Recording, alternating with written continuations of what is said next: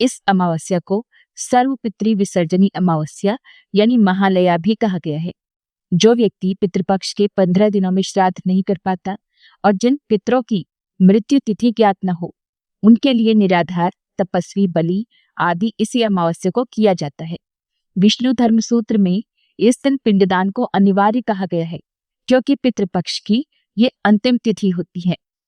और इस बार हिंदू पंचांग के अनुसार अमावस्या तिथि 21 सितंबर रविवार को 12:17 AM से शुरू हो रही है। रविवार को पूरा दिन ही अमावस्या तिथि रहेगी और अमावस्या तिथि का समापन होगा 22 सितंबर सोमवार को 1:23 AM पर, यानी कि रविवार की ही देर रात 1:23 पर। ऐसे में इस बार अमावस्या 21 सितंबर रविवार को रहेगी। अमावस्या संबंधी सभी कार्य रविवार के दिन ही किए जाएंगे और इसी दिन अमावस्या का स्नान, दान और व्रत भी रहेगा। और इस बार अमावस्या तिथि पर साल का आखिरी सूर्य ग्रहण भी लग रहा है। हालांकि ये एक आंशिक सूर्य ग्रहण होगा जो कि हमारे देश में दिखाई नहीं देगा।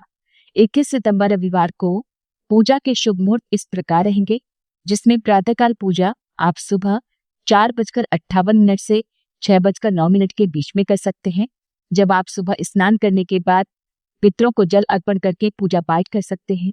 शाम की पूजा शाम 6:19 से 7:30 के बीच में कर सकते हैं।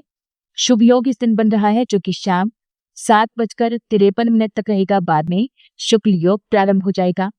पूर्वा फाल्गुनी नक्षत्र सुबह 9:32 तक रहेगा और बाद में उत्तरा फाल्गुनी नक्षत्र प्रारंभ हो जाएगा। क्योंकि रविवार के दिन पीपल की पूजा नहीं की जाती है, इसलिए आप इस दिन पीपल की मानसिक पूजा कर सकते हैं। 21 सितंबर रविवार को सूर्योदय होगा सुबह 6:19 पर और सूर्यास्त होगा शाम 6:20 पर।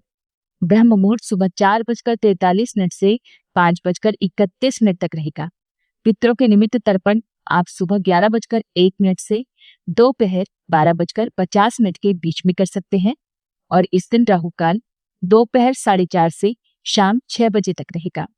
और इस दिन सूर्य ग्रहण 21 सितंबर को रात 10:59 से लगेगा, जो कि अगले दिन सुबह 3:24 पर समाप्त होगा। आज के इस पवित्र दिन पर श्रीमद् भगवद गीता, गरुड़ पुराण आदि का पाठ करना चाहिए। श्राद्ध के समय पिंड देते समय कहें ओम सोमाय पितृमते नमः, ओम पितृभ्य नमः। इस प्रकार कहते हुए पिंडदान करना चाहिए। फिर तर्पण करना चाहिए। तिलों का अंजलि से दिया गया तर्पण पितरों को मिल जाता है। अमावस्या तिथि पर तुलसी के पत्ते नहीं तोड़े जाते हैं, न ही तुलसी में जल अर्पित किया जाता है। ऐसा करने पर माँ लक्ष्मी रुष्ट हो जाती है। और इस तिथि पर ब्रह्मचर्य का पालन करना चाहिए।